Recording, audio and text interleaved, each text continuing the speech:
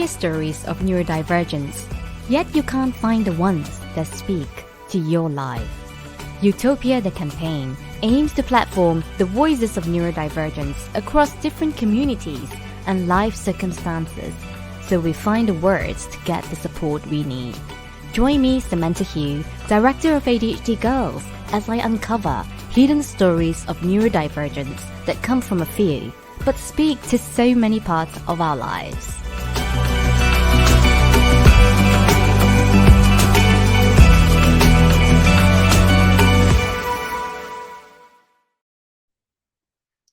Welcome. Thanks for joining us today. And I have an amazing guest today, and she's just a multi-potentialite, omni-potentialite, and she does so many things, and she's got an amazing course that I can't wait to tell everyone about.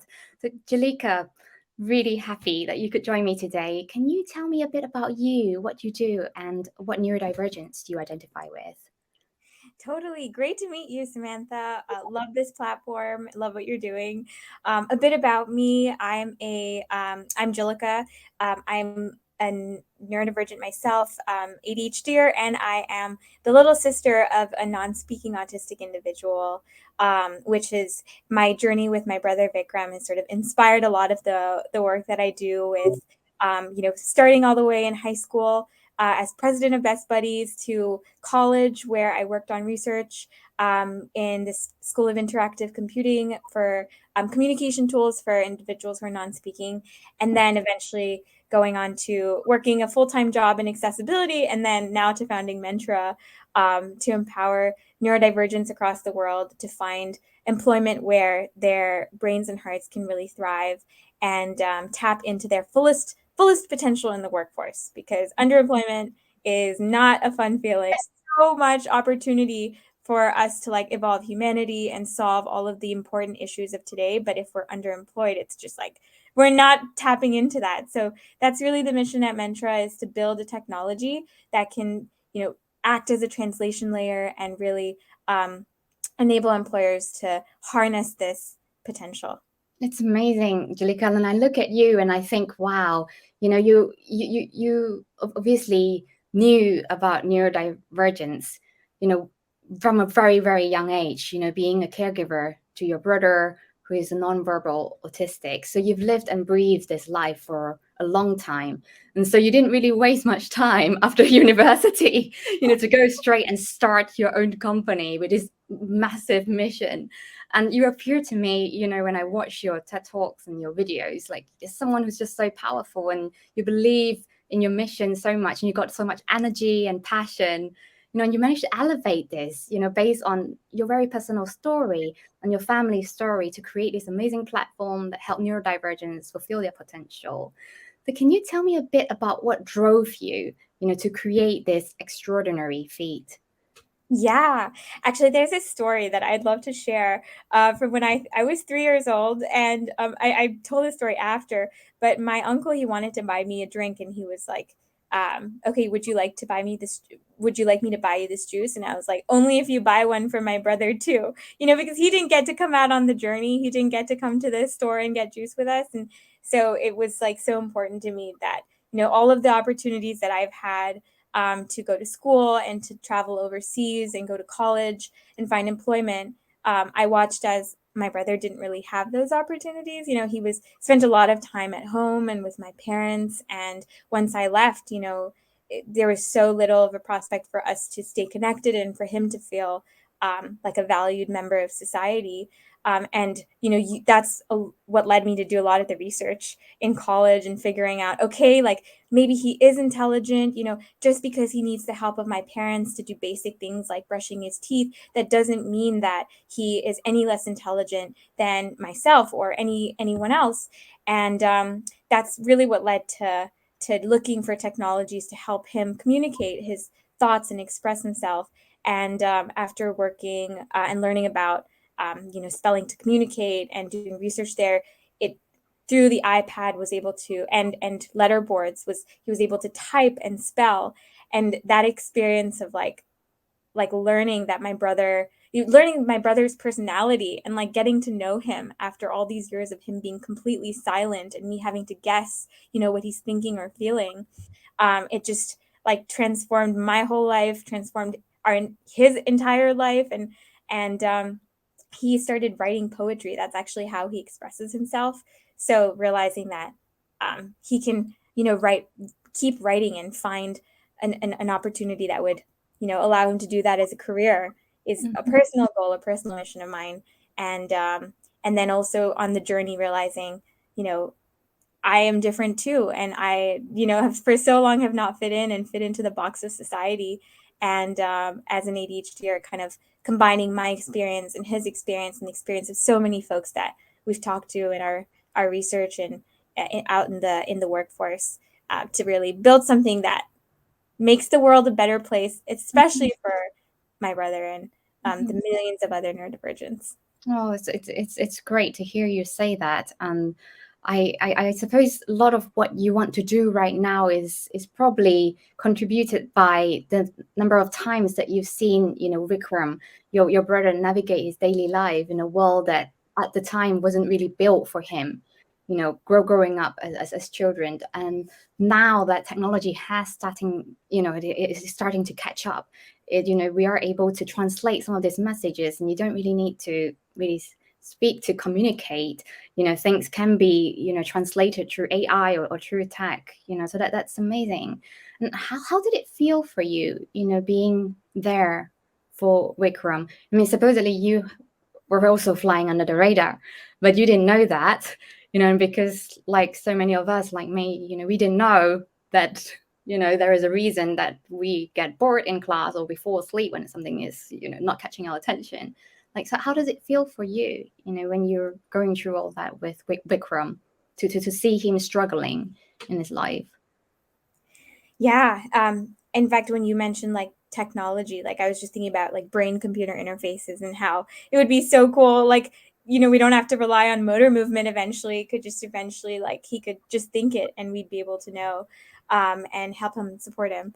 But yeah, I mean, the journey of how it felt navigating, it was definitely there was a lot of challenges along the way of like being in, college. And I mean, just even being like a young child and not being able to focus in school, and my parents sitting me down and saying, okay, you have like concentration problems. Let's try to work on this. Like, let's try different techniques. Like, there's something in Indian culture where you like breathe in like hot steam from hot water, just to like focus and sort of like almost a meditation. It was very interesting. Like, now looking back, all makes sense. And just navigating the journey of like, going through college and having this like deep core mission, but being in a STEM field and learning computer science and like not having that. Like, I was not good at computer science. By no means do I call myself a coder. But my passion for UX design and accessibility sort of came through. And it was only until I took sort of this StrengthsFinder test that I realized that, wow, like maybe I shouldn't be focusing on my weaknesses and trying to compensate for the things I'm not naturally good at. Maybe I should just go 100% into my strengths. And that was the Gallup Clifton StrengthsFinder test that I took. And that really was so rewarding for me to take, and then to focus on, bringing my brother's story to professors on campus and like to speaking events at school and eventually at TEDx Georgia Tech, and using my, strengths, and a lot of those were communication and influencer traits, as opposed to like detail orientedness and all the stuff that I'm definitely not very good at. And yeah, just having that story heard, and then folks, guiding me and sharing resources, and eventually the professor that sharing with me that my brother could be intelligent and here's how he can communicate. Like, it was extremely rewarding, and I feel blessed every day to have like all of those opportunities, and like realize that, okay, maybe it's time to focus on my strengths. If I had realized that later in life, like, I don't think things would have been the same. So yeah, the feelings were a roller coaster, that's for sure. Oh, I'm getting goosebumps hearing it, especially the last line that you said, that if you had realized it later in life, you're not sure what that's going to look like. And, personally, I can tell you what that looks like, because I have had a very eclectic career, like I said to you. And it took me a long time to really figure out why I just like to do so many things all at once. But it was not until I founded a social impact company with a purpose that I really believed in, and that I could use all the skills that I have somehow diverged to. And actually, it was so interesting because when I left university, I never knew how to even post anything on social media. There probably wasn't social media at the time that was like Instagram, or the way LinkedIn was used is not like this today. And yeah, so the storytelling and the communication only came about when I became a writer, because when you're a scientist, you're very much like factual. And then a lot of people were complaining that scientists actually don't know how to translate all the complex concepts to lay people. And so all these things took time. But yeah, there's pros and cons, and I'm glad for you that your journey started straight away, into creating your own place, in the world of work. And it's amazing to see, the passion and also the impact that you're making, and when you can see it so close to home as well, it's incredible. Now I really want to cast a spotlight on you as an entrepreneur, a neurodivergent like me, who's a woman of color. Were there any barriers that you encountered, in your journey so far? That's a great question. Yeah, as an entrepreneur, I mean, a lot of those challenges in college, I was saying earlier, I definitely had a lot of consistent and persistent like desire and urge to just drop out. I mean, it was so hard for me to even stay like an extra day, to a certain point where like it just felt like, and it was almost like being torn between, doing things that society wanted you to do and, get good grades and go to classes, and then you actually having like a deep, cause and a purpose and a reason. And people, a lot of times, some people you come across just don't, understand that, and sometimes, are not, as kind as you would hope for them to be. And so there's always like that sort of backlash, or even people who,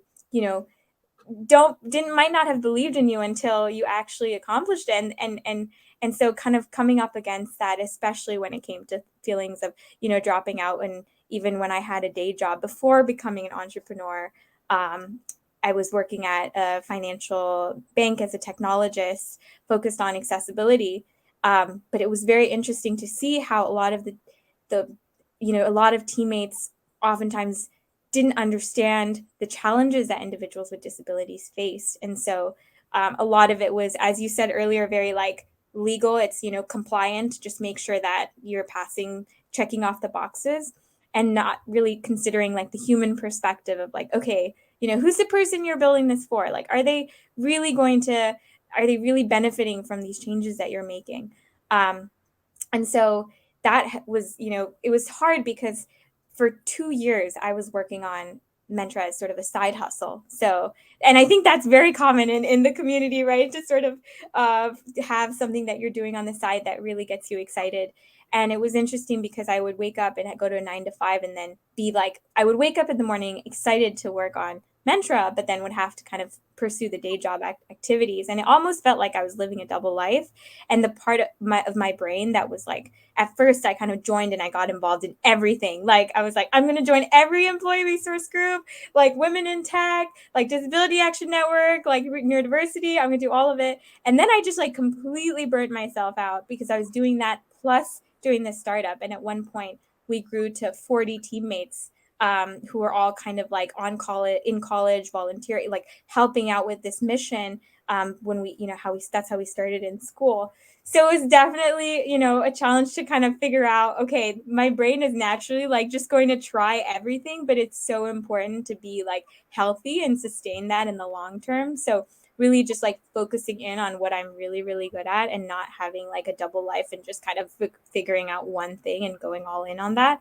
That was the first time in my entire life I had just done that, and that was like a very, it was an incredible like transition, I think, to just focus in on it. And I think now I'm like, how did I have the time to do all of that? Like I just don't understand. But yeah, the world is like, it's so exciting that the world is so receptive, and that, we can have these conversations about being ADHDers, and like it's not seen as a weakness, because initially that was how folks, and especially from cultures where I come from, my family is Indian, I'm and especially South, and particularly South Indian, and so there's definitely a lot of like stigmas that are being overcome in the neurodiversity field in India. And I don't think it's until you kind of demonstrate success in a traditional way do folks start to not think of you as having a weakness, but more so seeing it as a strength. Not to say that there aren't weaknesses, but there's definitely like it's the whole spectrum of experiences. Yeah, you're completely right. Especially within the Asian community, where you do kind of have to prove yourself, and how you prove yourself, as you rightly point out, is to have a good job, to get some sort of status in society. I'm not sure if you come across this, but at the age of 40 over, I realized that actually there's a different hierarchy of needs diagram for Asians. And it is based completely differently from what people know as the Maslow hierarchy of needs, which the respect and status is at the very top in the Asian hierarchy of needs. So with respect, it has to come with, your standing in society, and also, I suppose, money, that goes with that. And I suppose it goes back, centuries, of oppression and discrimination, I suppose. It's how people had to fight for their livelihood, in order to have a standing in society. Can I ask, how did you break down those barriers, that you faced to scale Mentra? Because you were talking about how at one point your team grew to 40, and then you were still holding on this full-time job, and then you had Mentra that's growing on the side, and obviously you had to make this leap at some point. And did it involve like maybe convincing the people around you that you can do this full time, and what was your process in getting Yeah. there? Yeah, I will say you mentioned that Maslow's hierarchy. Like we should post that. Like in the screen. I mean that's so true. Like respect is definitely seen as like on top. And I recently was able to receive an honorary doctorate for the work that I was doing. And I mean in Indian culture, like having a PhD, or it's even in Asian culture like that, and like or even an honorary doctorate was like, oh wow. And I think like that was so interesting to kind of see like the shift in people. For so long were seeing me pursue this startup and didn't see the value, or like maybe the financial value in it, and then all of a sudden it's like the respect, what's traditionally seen as respect, even especially my parents. So that was really interesting, because I think earning your respect, especially from your parents, as a neurodivergent and as ADHD, is, I mean, it's it's challenging. Like for so long they were kind of always trying to discipline you, but that doesn't work. So showing that maybe thinking outside the box can bring immense like other forms of rewards that leap kind of grow along the way. But yeah, to your question about how did we smash down the barriers with Mentra, it was interesting because it started, as you said, it's like, we were on campus. It was a side project. It was something that was just, we were partnering with clubs on campus and kind of bringing in technologists from there, or like data scientists, or, different folks with different skill sets. And then many folks who had, never heard of neurodiversity before, who were learning about it through being involved with Mentra. And then many who were either neurodivergent themselves, like our CTO and our COO, who are on the spectrum, and many who have been touched by neurodiversity with, family members or growing up, volunteering, and even parents working as teachers.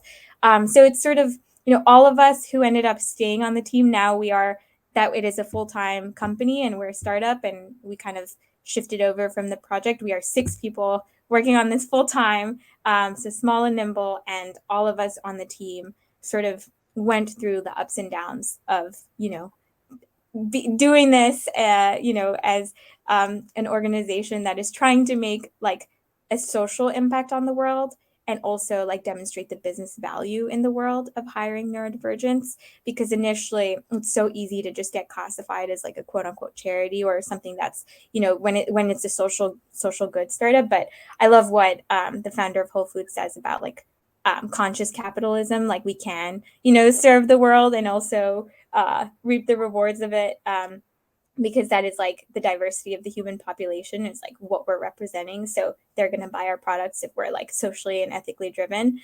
So yeah, I think that was definitely interesting to kind of focus in, bring in a core team.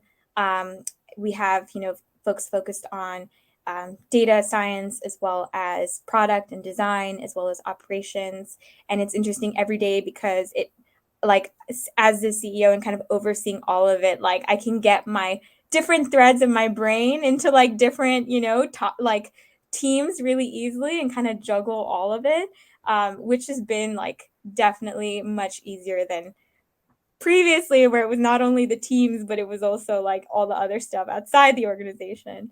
But it's a journey. I mean, executive functioning for me personally is also not, calendars and scheduling and preparing for things in advance is like something I'm learning and growing into. So it's an ever evolving process. I want to be you.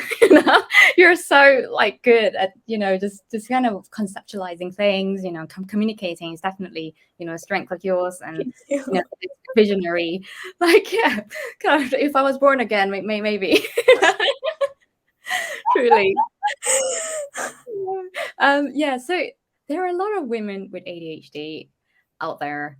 I suppose upon understanding that they have brain differences later in life, who want to create their own place in the world of work, what would you advise them? What would be your words for them to find their place that they'll be content with? Yeah, that's such a good question. I wish okay, let's see. Opens up like 5 million tabs in your brain trying to figure out like what's the thing that will be like the most effective to leave you with today. I would say, like, I mean, we talked a lot about purpose today and like having a core kind of mission that drives you. And it's so easy to get distracted in today's world. And especially with your own thoughts, like, as society, has certain expectations and sometimes puts us in situations. I think it's really helpful to like be grounded in that purpose and kind of think about like what could you be doing every day to reach the highest, fullest version of yourself. And sometimes building mechanisms to do that. Like I have the 5-minute journal that I have that, and you wake up in the morning and you write down like 3 things that you really think would make a big difference and serve your highest potential. Because then when the day hits, it's like, where did that go? It was in my brain, but now all this other stuff has come up. And sometimes like just having that process like helps with, reaching those goals, and like no matter what the distractions might be, like kind of staying true to that, I think, would be something I would leave you with. And I also, I would say that, Oh, thank you. That's really meaningful. I mean, completely right. Because when you find your place in your career, a place that you think is right for you, it also comes with challenges, and that's why you need to really align yourself with that purpose. Because when the challenges occur, you don't just retreat completely and just give up. Like you've said a few times, and I identify with as well. When things are hard and it's not something you're interested in, you can easily just want to like drop it, right, and move on to the next thing that's the new thing, right, which is great for novelty and the ADHD brain. I exactly. Thanks, Jhillika. Because we have a little bit of time, do you mind if I ask you a bonus question? Yes, and I actually, oh yeah, okay, I was gonna say I pulled up a quote that like I wanted to in one of the tabs. I found it, so I'd love to read that, and then of course, yes, please. Hopefully you'll remember the question too. Okay, so shift your focus away from what you want, and this is by Justine Musk, who's Elon Musk's previous wife. Shift your focus away from what you want and get deeply, intensely curious about what the world wants and needs. Ask yourself, what do you have the potential to offer that is so unique and helpful that no computer could replace you, no one could outsource you, no one could steal your product and make it better, and then club you into oblivion.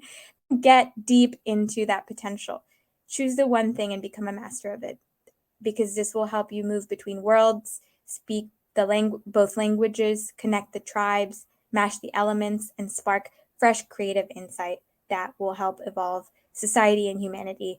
And I totally like paraphrase that. So, but love that. I use that too. You know, I actually included some of those in her TED talk in one of the courses that I made. So yeah, that there is, she talks about like how, you know, like people who live at the edge, like that edge could be transformational if that edge could connect two worlds, right? And the thing you talked about, you know, about how like, you know, you could connect two different like industries or disciplines together. And so that is such an amazing quote. I love that. Love that. Thanks for sharing. for sure. Yeah.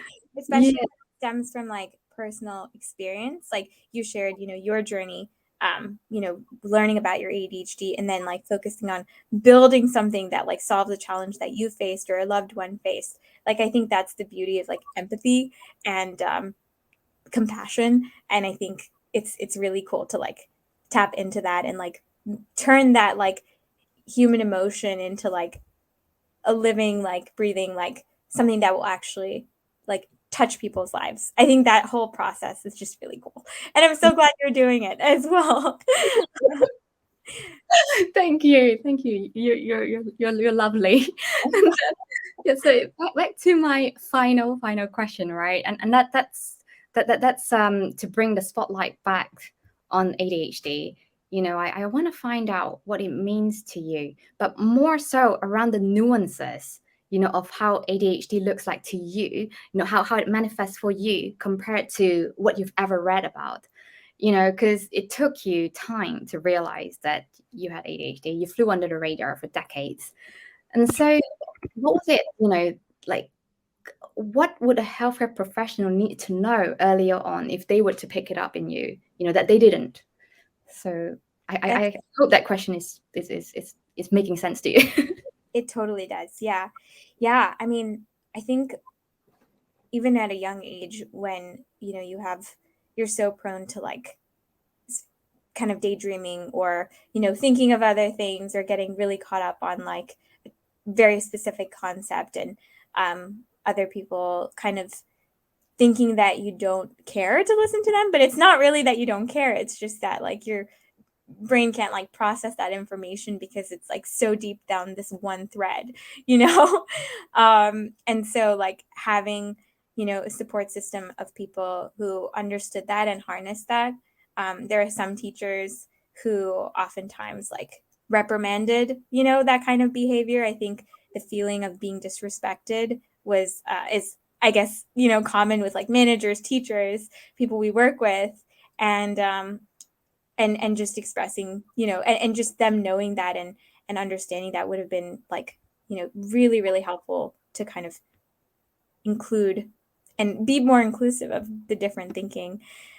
Mhm. Oh, and then I'm just thinking about, I mean, there's so many, like, when it comes to like concentrating, organization of different, you know, tasks and also like brain activities.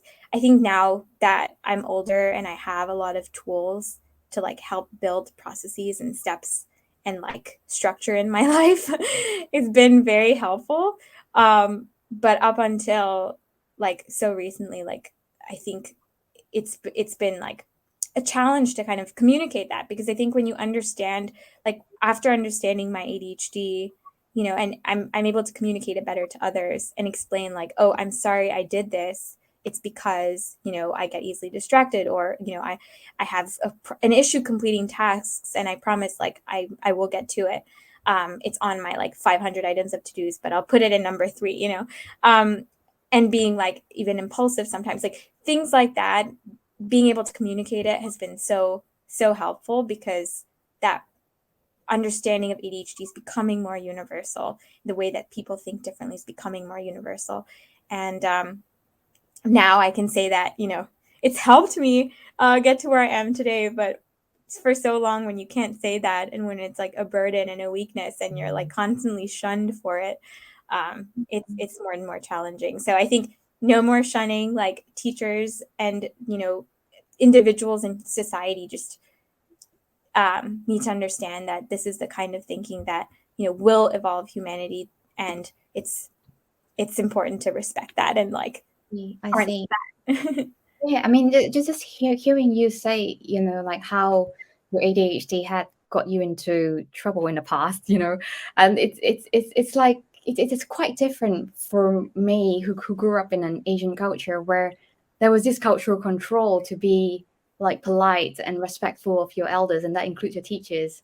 So, I mean, of course, there are people who couldn't really quite, control that, and then end up getting in trouble anyway. Because I was only in the US actually for college. So college was the time when a lot of it, like I was able to learn more and speak up more about it. But I actually grew up in the Middle East in Dubai, which is where my family lives today. Yes.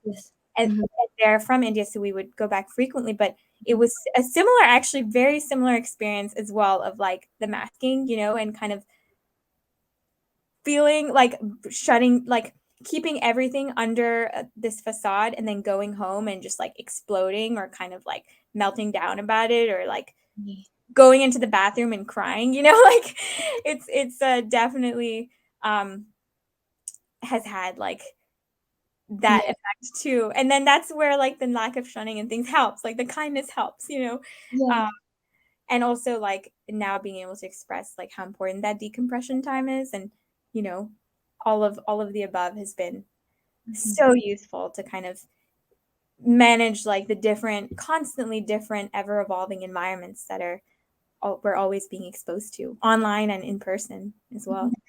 Yeah, so you did have a cross-cultural experience as well, which must be so different, like a whole new world on its own, right? Because I suppose in Dubai it's even more kind of stigmatized, isn't it? You don't really talk about it. And yeah, there's a whole like disparity and so many cultures that like come into play, because it's kind of the place where there's so many expatriates. Everyone is from a different country and speaks a different language. And definitely I would, call myself like the floater, like never really have a, kind of feel. You know what I'm talking about, right? Like with all the friend groups, like you can kind of like relate to some, but like you're just on your own floating around. But yeah. Yeah, in the UK, the floater means something very different. But I get what you're saying, but it's a term that I tend to use in some of my talks, and that is the outlier. You're like this, I mean, the outlier comes from a statistical term of a data point that deviates from the standard, norm and the mean. And so you're always kind of finding yourself just on the edge of things, and then watching, how people are doing things, and also constantly feeling like you're either going against the tide or left behind, and yeah, so eventually like you realize that there are also other outliers amongst you. But it's like you're saying, everyone's just kind of trying to pretend like they're the same as everyone else, and that's why we're not really getting the help, that we need. Yeah. After that, that's exactly it. Yeah, like just feeling like you totally stand out, aren't relating to people, and you're so right. Like there's people who maybe are, outliers too, but conform, and you're like, hey, why are they conforming? Like, should I be conforming too? And I related to the different definition for sure. Well, thank you. Thanks, Jhillika. It's been an amazing conversation, and really thank you for taking the time to tell your story and to this platform. Really appreciate it. Thank you for everything you're doing and for continuing to raise awareness in this community and acceptance and belonging. It's so important, and I'm excited to meet all the other women and girls with ADHD around the world. Oh, thank you. What did you think of this episode? If it resonates with you, do share it so we can empower other neurodivergents too. We want to open up conversations for neurodivergents across all communities, especially the ones who are underrepresented, so they can get diagnosed and find the support they need in life and work. I'm Samantha Hugh, Director of ADHD Girls, and you can invite me to speak at your organization or subscribe to my upcoming bite-sized video courses on ADHD and neurodiversity via a new learning platform called Utopia. You can find a link via my link tree within my bio on Instagram and LinkedIn. Special thanks to Qbtech for being such a wonderful collaborator throughout phase 1 of this campaign.